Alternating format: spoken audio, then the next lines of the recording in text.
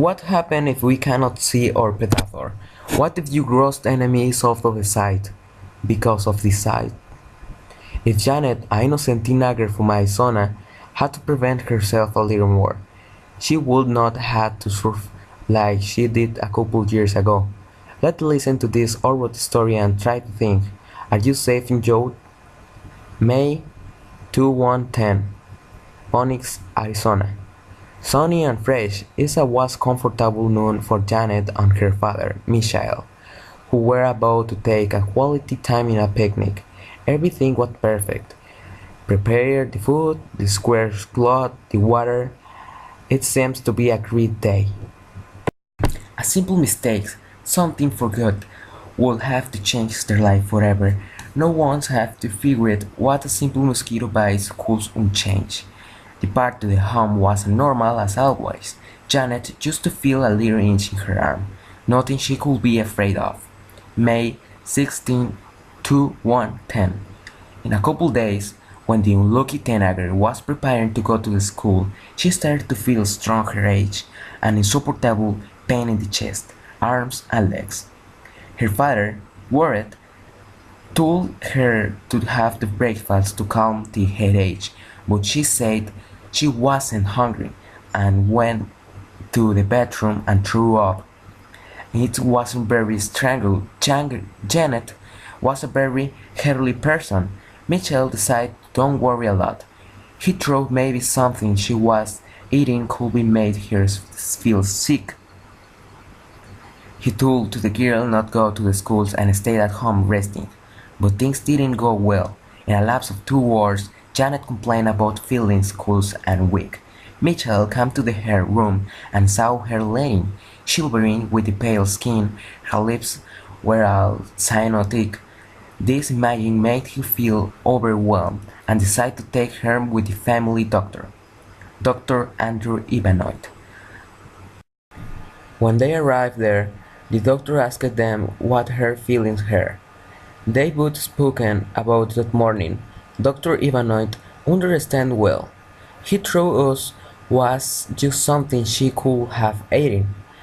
So he decided to give her some paracetamol pills.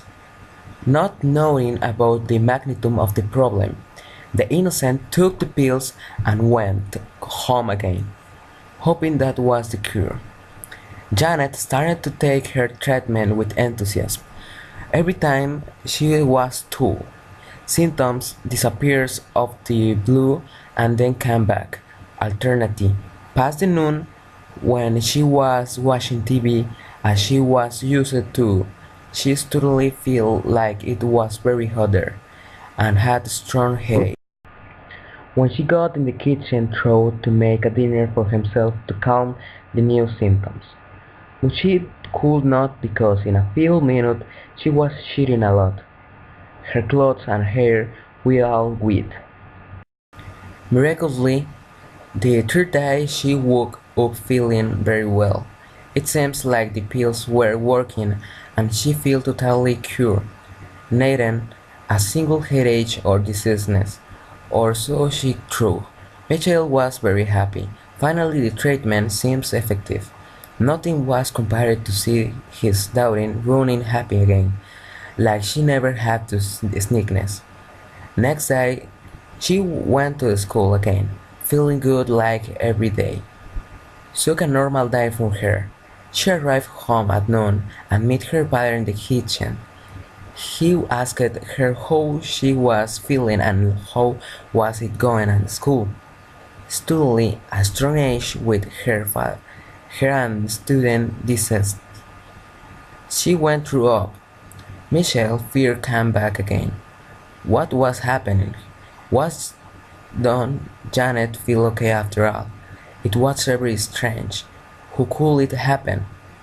Michelle got all angry and took Janet to the doctor again. He wasn't in a mood to accept another pills package. He was with an only intention to request an analysis. They got in the doctor's office and told him what happened past 2 days. Janet looked awful. Dr. Ivanoit figured, oh, this was serious. He chose to send her with the recommended chestnut to make some general analysis. Chemists asked Janet for general analysis, the most important of them the blood test, held all naturality. Nobody had any idea what the chemist was about to discover. When she made the test, she noticed something wrong in the erythrocyst. As soon as possible, she reported it to Dr. Ivanoid, unleashing a situation of extreme danger. Next day, Michael was called by Dr. Ivanoid to pick the test results.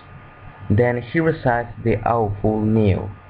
Janet, his teenager daughter, was infected by a dangerous parasite, plasmodium. The malaria parasite's life cycle is very complex, involving many stages.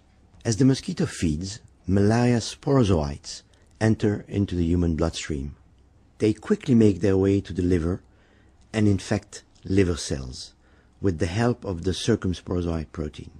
The parasite develops into mature schizons, creating tens of thousands of merozoites, which burst out of the cell and journey back toward the bloodstream.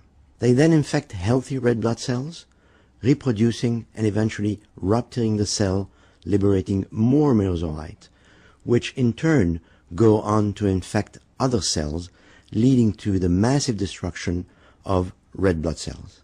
A few of the infected cells develop into gametocytes, which can remain in the bloodstream for several days and may be ingested by another mosquito during the subsequent feeding.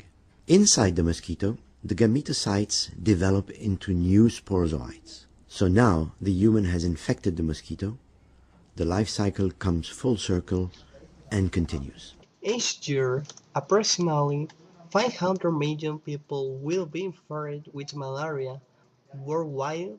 Of those infected, roughly 2 million will die from that disease. Malaria is caused by 5 plasmodium species: Plasmodium falciparum, Plasmodium vivax, Plasmodium ovale, Plasmodium malariae, and Plasmodium knowlesi.